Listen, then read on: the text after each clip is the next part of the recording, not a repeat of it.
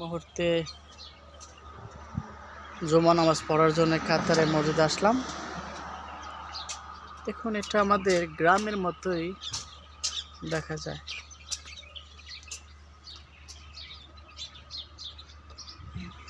আর আরও 4-5টা গেট আছে যেখান দিয়ে মসজিদ দিকে ঢোকা যায়। যাই হোক, আমি এই রাস্তার দিকে ঢুকেছি।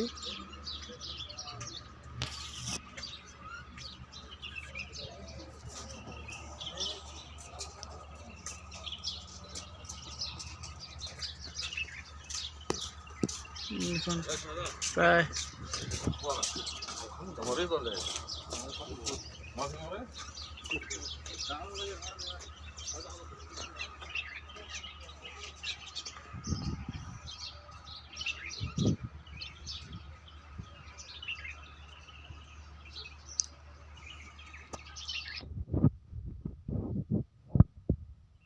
সুন্দর গাছগাছালি। কাতারে এরকম বেশি দেখা যায় না, গাছগাছালি খুব কম, মরুভূমি এলাকা।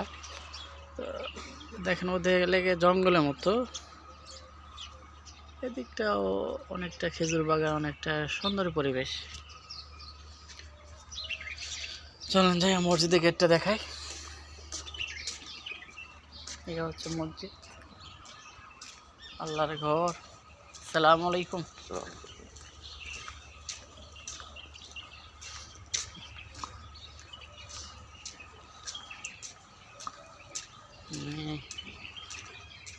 কাতারি ভাই,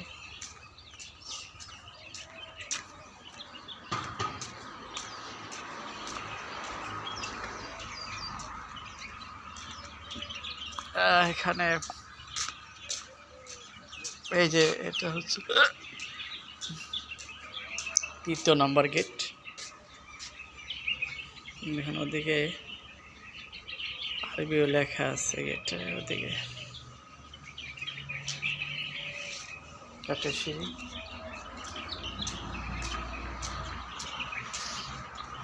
মেন গেটের দিকে চলেন, আমি আপনাকে মেন গেট দেখাই।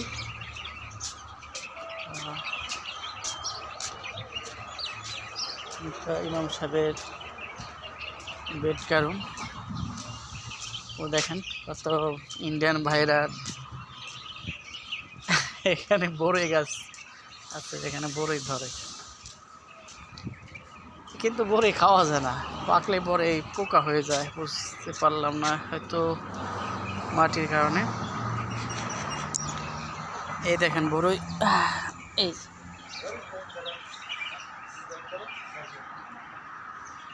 কি অবস্থা বড়ই।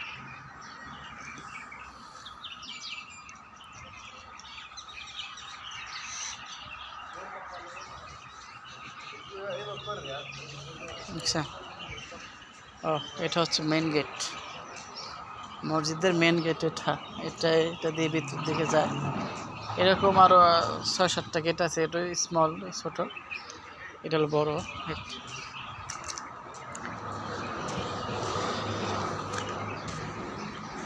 এই যে গেট, এই যে গেট।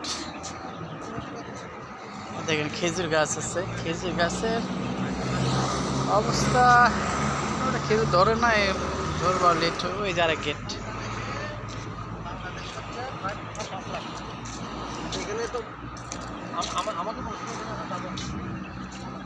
ওই যে ওদিকে মন টাওয়ার, ওই যে দেখা যায় মন টাওয়ার, এই কাছেই।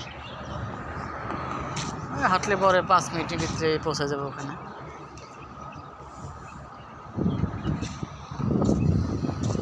ওকে, তাহলে এবার আমি ভিতরে যাচ্ছি, নামাজের টাইম খুব কাছে। বড়ই না, বড়ই পাকলে বড়ই পোকা হয়ে যায়, সমস্যা, প্রবলেম।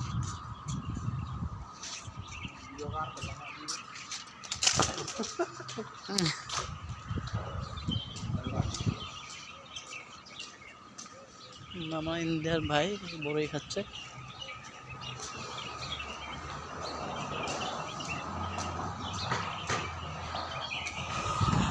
ঢোকা যাক।